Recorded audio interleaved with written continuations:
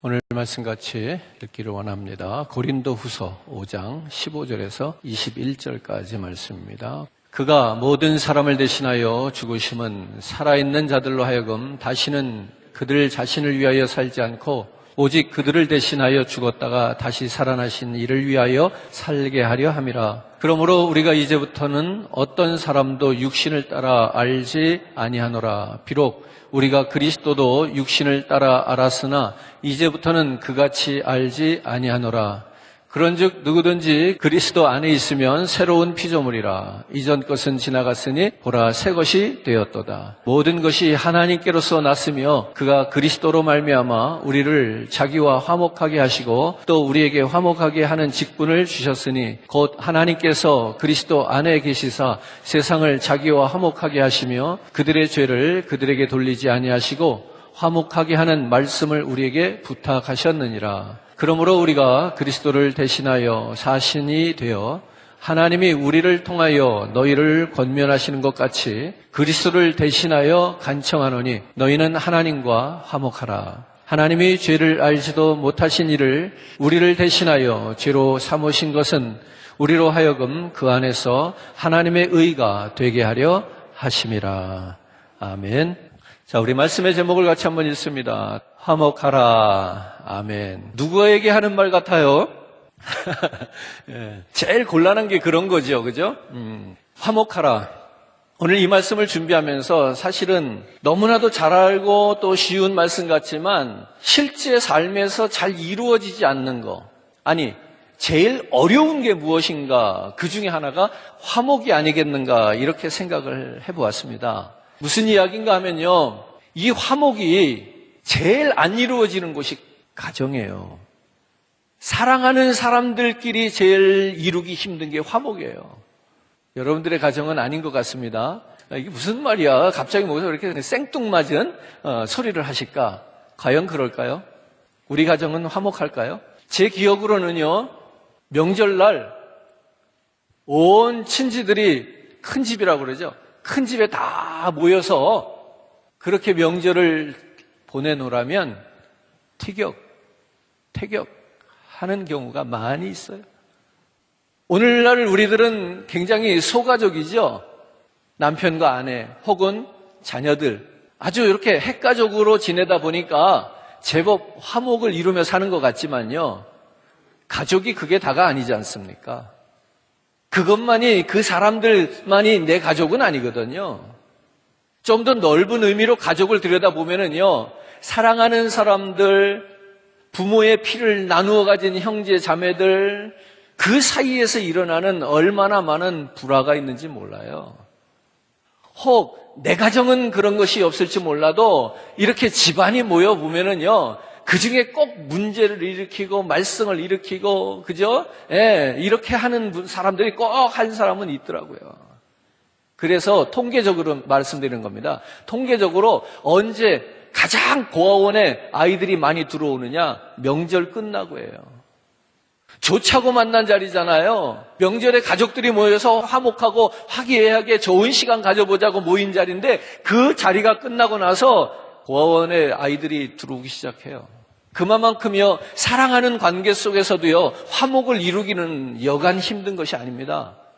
또 하나 우리가 이상한 현상을 어디서 발견하게 되느냐? 가정에서 사랑하는 사람 사이에서 화목하지 못한 게 이상한 현상이지요. 뿐만 아니라 교회입니다. 교회에서도 화목하지 못한 일들이 일어나요. 아, 목사님 무슨 말씀이세요? 예수를 믿는 사람들인데, 하나님을 믿는 사람들인데, 그리스도의 사랑을 가지고 살아가는 사람들인데, 목사님, 교회에다가 그런 말씀하시면 안 돼요. 제가 지금 틀린 말을 하고 있을까요? 맞습니다. 그래야 마땅한데, 실제로 화목을 이루기가 어려운 곳이, 가정인 것만큼 어려운 곳이 교회예요. 그래서 이 화목하라고 하는 이 말씀은 오늘 사랑하는 가족을 가지고 있는 우리들에게 또한 우리가 섬기는 같은 신앙의 공동체, 예배 공동체를 가지고 있는 우리들에게 하나님은 오늘도 이 아침에 또 말씀을 하시는 줄로 믿습니다. 여전히 우리를 향하여 하시는 말씀은 무엇이라고요? 화목하라. 화목하라는 겁니다. 오늘 저와 여러분들이 이 말씀 가운데서 우리가 도전이 되기를 주님의 이름으로 축복합니다. 이렇게 사람이 화목하기 위해서는요, 화목이라고 하는 단어는요, 무엇에서 나온 단어인가 하면요, 관계 속에서 나온 단어죠, 관계. 그래서 우리 사람과 사람 사이에 관계가 있습니다.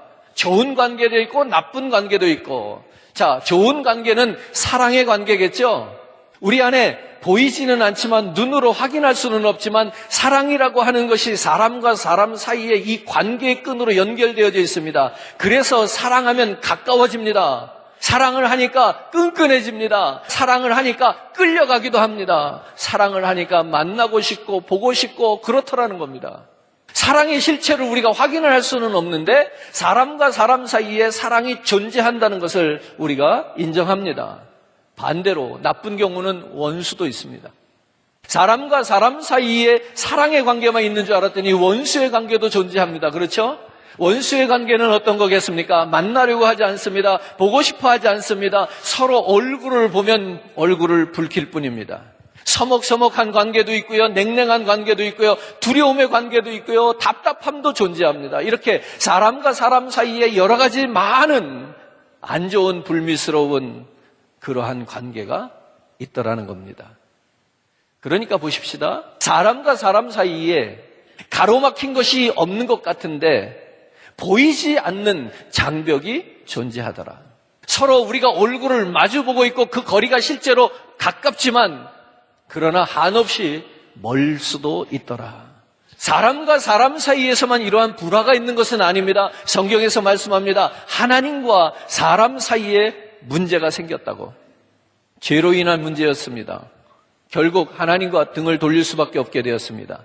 하나님과 가까이 있기를 싫어하게 되었습니다. 하나님의 얼굴을 낯을 피하기에 이르렀습니다. 그리고 그 끝은 심판이라고 성경은 경고합니다.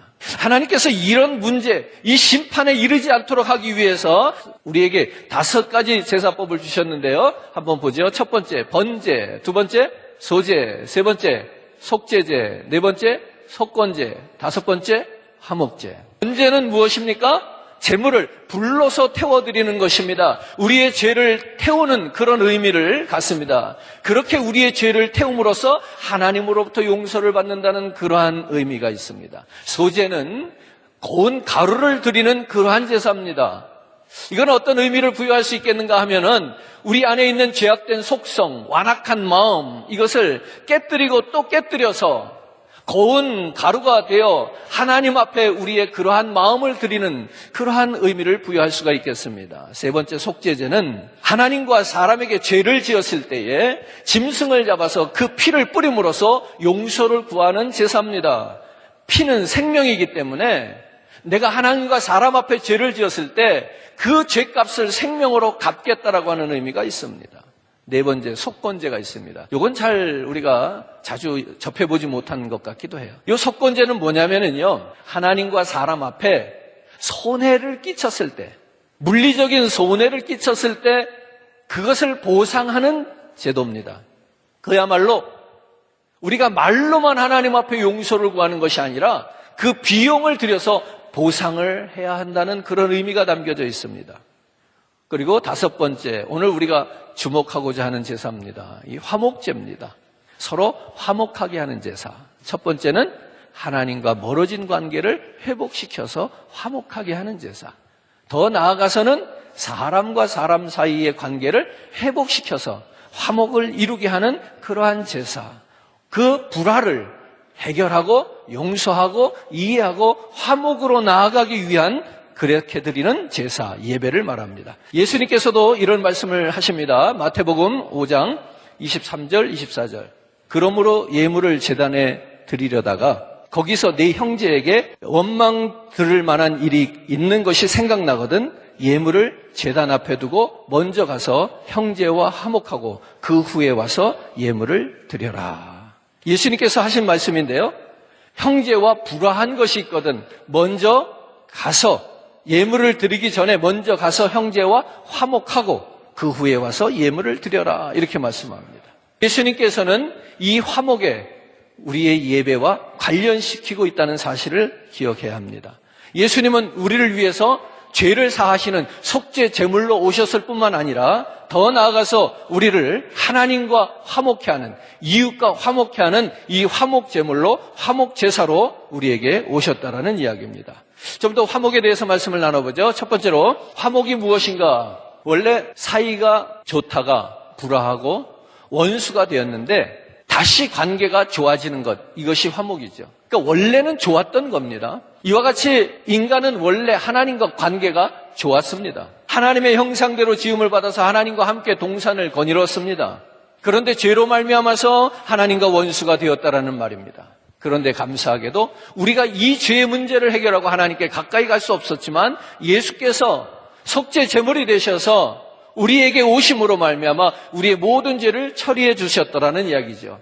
따라서 이제는 죄 때문에 불화해진 하나님과의 관계가 죄 용서, 죄 사함으로 인해서 그 관계가 회복되어지고 화목하게 될 수 있었다라는 이야기입니다. 두 번째로 화목 제사의 특징이 있습니다. 제물의 고기를 나누어 먹는 것입니다.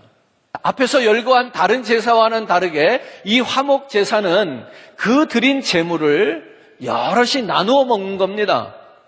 다른 제사는 제물의 고기를 하나님께 태워드리고 남은 부분은 제사장과 그의 가족들만 먹었단 말이에요.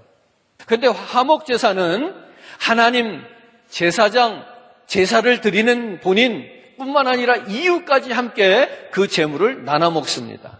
그 제물 가운데 하나님의 몫은 기름과 콩팥이었습니다. 피였습니다. 그래서 기름과 콩팥을 태워서 하나님께 드렸고요. 그 피는 하나님의 성소에 뿌렸습니다. 제사장 몫이 있습니다. 이것은 가슴과 뒷다리입니다. 그 제물의 가슴은 요제라고 해서 흔들어 드리는 제사입니다.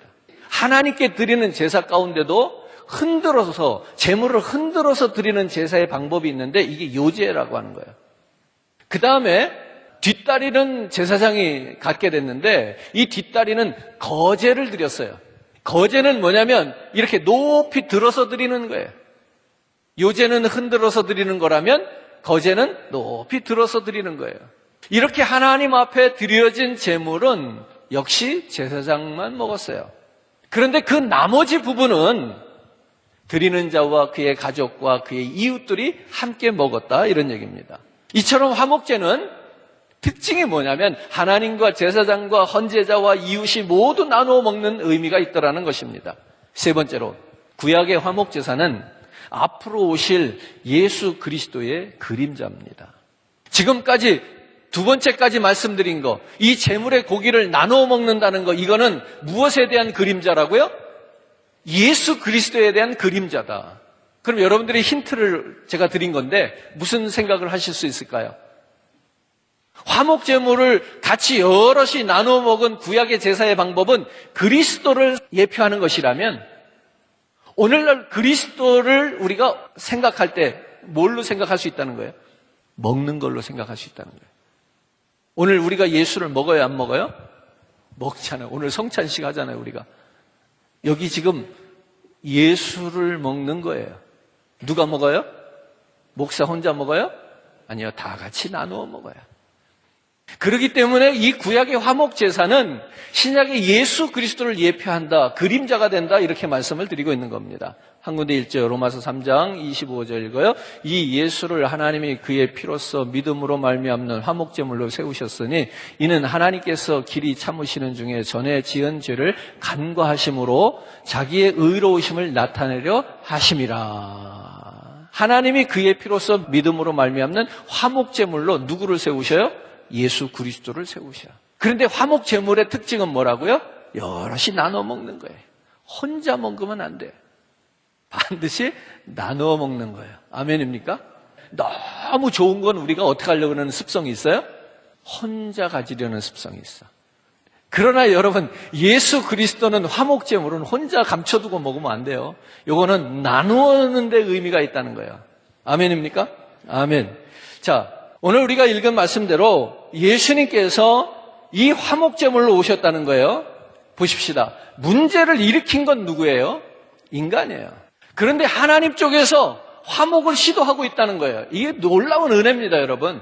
우리 사람들의 관계 속에서 서로가 불화해졌을 때 누가 화목을 시도합니까? 잘못한 사람이 하는 게 맞잖아요. 그러니까 잘한 사람은 끝까지 안 하잖아요. 내가 뭘 잘못했냐는 거예요. 왜 내가 사과를 하냐는 거예요. 왜 내가 먼저 다가가야 되냐는 거예요. 내가 잘못한 게 없는데. 그런데 생각해 보세요. 우리가 받은 하나님의 은혜는 뭐예요? 잘못은 내가 했는데 화목은 누가 시도하고 있어요? 하나님이 하시잖아요. 이 말도 안 되는 은혜를 내가 받았으면 우리는 어떻게 하면 좋아요? 내가 잘못이 없어도 내가 손을 내밀고 화목을 시도할 수 있어야죠. 그거 아닙니까? 그거 아닙니까? 오늘 말씀을 통해서 우리가 가르침을 받는 게 이런 거 아닙니까? 주님이 실제적으로 우리에게 보여주신 것을 본받아서 사는 거 아닙니까? 우리가 화목하기 위해서 손을 내미시는 정도가 아니라 당신의 아들을 내어주시잖아요. 죽음에까지 몰아넣으시잖아요. 그만큼 하나님은 우리가 무엇하기를 원하시는 하나님? 화목하기를 원하시는 하나님. 하나님과의 관계 속에서뿐만 아니라 우리가 서로 인간 관계 속에서도 화목을 이루면서 화목을 누리면서 살아가는 것을 보시기를 원하시는 하나님. 오늘 그 하나님을 우리가 기억하시기를 바랍니다. 화목 제물은 예수님을 상징하는데 먼저는 우리가 예수님을 속죄제로 사용했어요. 뿐만 아니라 그 죄 용서함을 받은 성도가 하나님과 화목하고 서로 간에 화목하며 깊은 교제를 나누기 위해서 예수님께서는 화목 제물도 되어주신다는 얘기입니다. 다시 한번 정리하겠습니다. 화목 제물사의 의미는 뭐냐면 함께 먹는 겁니다. 이 시간에는 우리가 지금 무엇을 하고 있는가 하면 함께 먹고 있는 거예요. 예수님께서 떡이 되어주시고 포도주가 되어주신 것도 함께 나누지만 말씀을 우리가 영적인 양식이라고 했을 때도 오늘 공급되어지는 똑같은 이은기 목사를 통해서 하나님 말씀이 대언되어질 때 지금 우리가 다 같이 나누어 먹고 있는 거예요. 그죠? 이 하나님의 양식, 하늘로부터 내려온 귀한 떡, 생명의 떡 예수 그리스도, 이 복음을 우리끼리만 먹으면 좋겠어요? 더 많은 사람들이 같이 먹으면 좋겠어요? 이 생명의 떡, 이 복음의 말씀을, 이 영의 양식을 우리끼리만 먹으면 좋겠어요? 더 많은 사람들이 같이 먹으면 좋겠어요? 그래서 누구를 초대하셨습니까? 여러분들은 어떻게 와서 먹게 됐어요? 나도 누군가의 초대로 와서 먹게 된 거 아니에요? 누군가의 인도로 와서 먹게 된 거 아니에요? 누군가가 여기 생명의 떡이 있다, 이것이 살 길이다, 이렇게 전해줘서 아 그런가 보다 하고 가와서 먹게 된 거 아닌가요? 처음부터 예수가 생명의 떡인 줄 알고 성찬을 하러 나오신 분 계셔요? 그런 분 없잖아요. 오늘 사랑하는 성도 여러분, 성찬의 의미가 바로 그렇습니다. 성찬의 의미는 뭐라고요? 함께 먹는 겁니다. 예배의 자리도 말씀을 함께 먹는 것이고 성찬을 통해서도 우리가 함께 먹는 거예요. 여러분, 교회 나오셔야 되는 이유가 여기 있어요. 오늘 우리는 예수 안에서 믿음의 공동체, 사랑의 공동체를 이루어가는데 문제가 없어서 믿음의 공동체고 사랑의 공동체가 아니에요, 보니까. 그런데도 왜 우리가 주일마다 꾸역꾸역 굳이 여기까지 모이느냐? 주님의 살과 피를 먹고 마시기요, 그리스도 안에서 믿음의 교제, 떡을 떼기 위해서 나와요. 예수 그리스도의 떡을 떼면서 사랑의 결심을 하면서 성찬을 받은 우리들이 당연히 화목하면서 살아야겠으나 또 불화하게 되죠. 그런데도 다음 달에 또 성찬을 해야 되는 이유는 뭐냐면 또다시 그 화목을 결심하기 위해서예요. 한 번 의가 났으니까, 한 번 삐졌으니까, 한 번 보기 싫으니까 이제는 안 보겠다고 하는 건 식구도 아니에요. 그게 무슨 혈연관계예요. 특히 부모와 자녀의 관계 속에서 보세요. 싫다고 삐졌다고 안 봅니까? 왼수 같은 자식도 자식이에요. 그게 가족 공동체예요. 혈연 공동체예요. 오늘 저와 여러분들이 우리를 위하여 그리스도의 피값으로 우리를 사시고 우리에게 생명의 떡을 먹이시고 그 피를 마시게 하는 이유가 뭐냐면 우리들 가운데 또 싸우고 분쟁하고 티격태격 하더라도 또 이것을 먹으면서 다시 한번 회개할 수 있는 기회를 주시고, 그리고 이 성찬을 받으면서 또 앞으로 우리가 화목하며 살겠습니다 결단할 수 있는 기회를 주시고, 또 노력하면서 살다가 한 주, 두 주 지나가니까 또 문제가 생기기도 하는 거예요. 그래도 포기하지 않는 건 뭐 때문이에요? 바로 그리스도 안에서 우리가 피로 맺어진 형제 자매가 되었기 때문에 포기할 수 없다는 거예요. 끝까지 화목을 이루어내자라고 하는 것이 우리 그리스도인들이 교회에 모이는 이유입니다. 아멘입니까? 매일 모여서 그 사랑을 확인하고 더 깊은 교제를 찾아 나가기를 원하는 것, 그것이 바로 이 성찬의 의미인 것입니다. 성찬을 통해서 먹고 마시는 이 일은 그리스도를 영적으로 경험하는 일이에요. 자, 예를 들어 보면은요, 음식이 내 속에 들어와요. 음식이 내 속에 들어오면 이후로는 음식과 나는 다른 것이 아니라 하나가 되는 거지요. 이제 우리가 성찬을 통해서 예수 그리스도의 살과 피를 상징하는 떡과 포도주를 마셔요. 그러면 그 떡과 포도주가 내 안에서 그리스도로 임재하는 것을 우리가 영적으로 믿는 거예요. 그러면서 내 안에 그리스도가 살아계시는 것을 우리가 한 번 더 확증하는 거예요. 예수 그리스도가 내 안에 내 몸속에 들어와서 역사하시고 그 성령으로 나와 함께 하시는 그리스도와 나와 하나가 되는 것을 우리가 영적으로 하나님의 임재가 있을 것을 믿는 거지요. 오늘 그 믿음으로 이제 우리가 성찬을 받는 겁니다. 그럼 보십시다. 그리스도의 그 생명이 내 안에 들어와서 그리스도가 나와 하나가 됩니다. 음식이 내 안에 들어와서 내게 육체의 생명을 주듯이 말입니다. 그 음식과 나는 이제는 구별할 수 없는 것입니다. 이처럼 살아가면 우리는 음식과 나를 구별할 수 없는 것처럼 그리스도와 나를 구별할 수 없는 삶을 살아내야 됩니다. 사실 우리가 무엇을 먹느냐에 따라서 우리의 건강도, 우리의 혈색도, 우리 피부의 그 냄새도 달라져요. 제가 무슨 말씀 드리려고 하느냐, 그리스도를 먹으면 사람들이 헷갈리기 시작해요. 저게 그리스도인가 인간 아무개인가. 왜요? 그리스도의 살과 피를 먹었잖아요. 그리스도가 내 안에 들어와서 살아계시잖아요. 그러면 그 다음부터 사람들은 그 사람을 보면서 저게 예수야, 내가 알던 그 아무개야. 이게 정상이에요.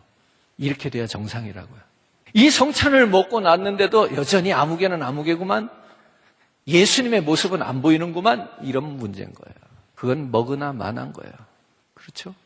내가 지금 당장은 그 삶을 살아내지 못할지라도 우리가 이걸 인정하고 그렇게 살아보자고요. 다음 주에 결심을 또 깨뜨렸어요.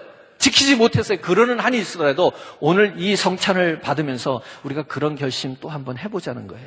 내가 그리스도를 먹는 것이 형식으로 끝나는 것이 아니라 그리스도의 인격이 내 안에 들어오셔서 나를 붙드시고 나와 함께 하실 때 내가 이제부터 살아가는 삶은 내 인간 이흥기의 삶뿐만이 아니라 예수 그리스도의 삶이 삶에서 나타나질 수 있도록 그렇게 한번 살아보자는 거예요. 그래서 사도 바울은 뭐라고 말을 하는가 하면 자신을 가리켜서 그리스도의 편지라 이렇게 얘기해요. 자신의 삶을 통해서 사람들이 그리스도를 읽을 수 있다는 얘기예요. 오늘 우리는 그리스도의 향기가 되자는 건 무슨 이야기겠어요? 내 안에 살아계신 예수 그리스도로의 삶을 살아내면서 인간 아무개의 삶이지만 사람들은 거기서 예수의 냄새를 맡게 하자는 거 아니겠어요? 오늘 내 안에 이 살아계신 예수, 영적으로 임재하신 예수, 이 성찬을 통해서 그 예수를 담고 살아가는 그 사람은 반드시 세상이 그들을 바라볼 때에 저게 예수인지 내가 알던 아무개인지 분명히 헷갈려야 된다는 거예요. 사랑하는 성도 여러분, 다시 한번 성찬의 의미를 새기기를 바랍니다. 오늘 이 성찬은 그리스도와 연합하는 것이라는 겁니다. 그리스도를 먹고 배설물로 쏟아놓는 그것이 아니라 오늘 그리스도가 생명의 떡으로 오셨고 그 떡을 먹는 자는 영생이 있겠다고 말씀하신 것처럼 내 피를 먹고 마시는 자는 영생을 가졌고 마지막 날에 내가 그를 다시 살리시라 하신 것처럼 오늘 내가 그런 삶을 살아가는 것, 오늘 이것이 성찬을 대하는 우리 모두의 의미입니다. 다섯 번째로 화목제물은 이웃과도 나눠 먹어야 된다고 말씀드렸어요. 그래서 성찬은 혼자 하지 않습니다. 반드시 나누어 먹어야 돼요. 나눌 사람이 있어야 돼요. 앞에서 우리가 교회에 나와야 되는 이유를 설명했지만 이것도 거기에 해당해요. 자, 누구와 나눠 먹느냐? 1차적으로 우리끼리 나눠 먹는 거예요. 세례받은 성도들끼리 나눠 먹는 거예요. 같은 교회 믿음의 신앙의 공동체, 예배 공동체원들끼리 멤버십들이 나눠 먹는 거예요. 이것도 이웃이에요. 이웃이 같이 나눠 먹는 거예요. 그런데 이걸 통해서 성도가 교통하고 그 친교에 중요한 의미를 둘 수 있는데 저는 좀 더 확대해서 우리가 이해했으면 좋겠어요. 앞에서도 이런 질문을 드렸습니다만 이 귀한 떡을 우리만 먹어서 되겠냐는 거예요. 우리끼리도 이웃끼리도 믿음의 공동체도 나눠 먹어야 되겠지만 이것은 궁극적으로 누구에게도 나눠주기를 원하시는 거냐, 하나님이. 아직 예수 믿지 않는 자들에게도, 잠재적인 그리스도인들에게도 이 떡을 나눠주기를 하나님은 원하셔요. 그들이 아직은 자격이 없고 그들은 아직 이것이 얼마나 귀중한지 몰라서 먹기를 거부하겠지만 결국 그리스도께서 나를 살리시고 구원하시고 내게 이 떡을 먼저 먹게 하신 이유는 뭐냐면 나로 하여금 이 떡을 또 다른 누구에겐가 먹이게 하기 위함이라는 사실입니다. 예수를 안 믿는 사람들을 먹게 할 수는 없어요. 그들이 먹어서도 안 돼요. 그럼 어떻게 하느냐? 내가 떡이 되는 거예요. 보세요. 예수님이 자신을 내어주셔서 우리에게 떡이 되어주시고 밥이 되어주시고 음식이 되어주셨잖아요. 이걸 먹고 우리는 자신을 내어주지 않아요. 그러면 이게 무슨 논리냐면 내 것도 내 것이고 네 것도 내 것이에요. 내 것도 내 육체도 내 것이고 그리스도 남의 몸을 먹은 나는 뭐예요? 네 것도 내 것이다.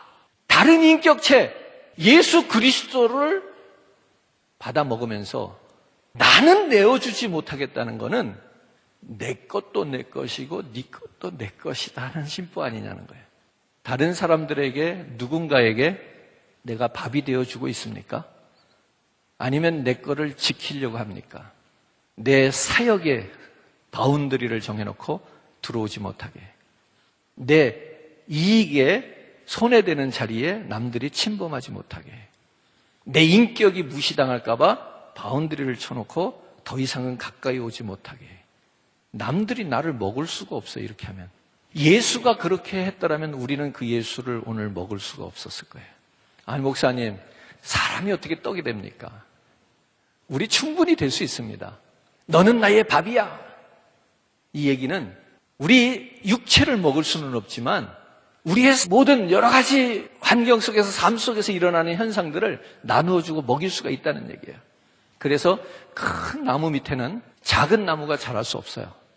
왜 그런가 하면 큰 나무가 다 영양분을 흡수해버리고 그늘로 가려버리기 때문에 그래요.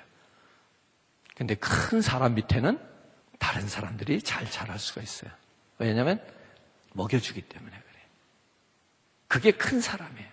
오늘 예수 그리스도 한 사람이 12제자를 먹이고 그들을 통해서 이 세상에 얼마나 많은 그리스도인들을 지금 먹이고 있어요. 오늘 저와 여러분들이 이런 원리를 생각하면서 이제부터는 나도 예수님처럼 떡으로 살리라. 오늘 그것을 되새기는 시간이 이 성찬이 되기를 주님의 이름으로 축복합니다. 6번째로 예수님은 완벽한 화목제물이십니다. 예수는 우리의 화평이 되시고 이 둘로 하나를 만드시고 중간에 막힌 담을 허십니다. 이스라엘 백성들에게 있어서 이 둘은 누구를 의미하는가 하면 유대인과 이방인을 의미해요. 그들에게 있어서 이 세상 사람들은 딱 두 종류의 인간이 존재해요. 하나는 유대인, 하나는 이방인. 그래서 그들은 절대로 이방인과 어울릴 수도 없고 하나가 될 수도 없고 화평을 이룰 수도 없어요. 그래서도 안 된다고 믿어요. 그러나 화목제물 대신 예수님께서 이 화목제물을 통해서 화목제사를 통해서 유대인과 이방인 사이에 이 막힌 담을 무너뜨리게 하시고 하나가 되게 하신 것입니다. 십자가로 중간에 막힌 담을 허시고 원수가 된 것을 소멸케 하셨습니다. 그러니까 십자가는 원수됨 자체를 소멸한 증거입니다. 십자가를 바라보면 우리는 무엇을 떠올릴 수 있어야 돼요?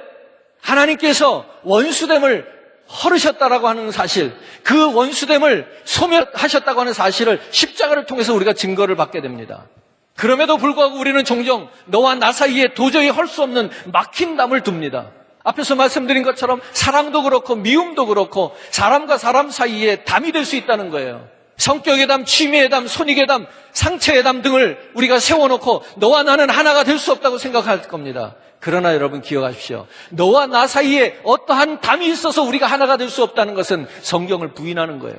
예수 그리스도를 부인하는 거예요. 그 십자가를 부정하게 되는 거예요. 왜? 그 십자가는 원수된 그 마귀의 담까지 다 헐어놓으셨는데 우리가 또 다른 담을 세워놓고 우리가 담을 있어서 가까이 할 수 없다는 것은 이거는 성경과 부딪히는 거예요. 십자가는 무엇을 하셨다고요? 모든 담을 허셨다고요. 유대인과 이방인의 그 넘을 수 없는 담까지도 헐으신 것이 십자가라고요. 오늘 우리 사이에 일어나는 죄의 담, 어떤 미움의 담, 근심의 담 이런 것들 때문에 우리가 하나가 될 수 없어요? 아니요, 천만에 하나가 될 수 있어야 합니다. 무엇으로? 십자가를 통해서 그렇습니다. 사랑하는 성도 여러분, 오늘 나와 너를 맡고 있는 그 담을 십자가로 무너뜨리시기 바랍니다.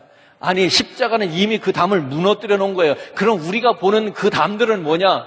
무너진 담의 흔적일 뿐입니다. 우리가 넘을 수 없는 담이 아니라는 거예요. 우리가 눈에 보이는 그 담이라고 하는 건 허상이에요.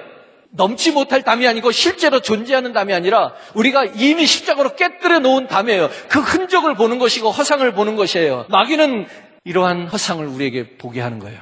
예수님의 화목제사는 사람 사이뿐만 아니라 만물까지도 화목하게 하시는 능력이 있으시다고 성경은 증언합니다. 사랑하는 성도 여러분, 다시 한번 말씀드리는데 7번째로 우리에게 화목하게 하는 직책을 주님이 주십니다.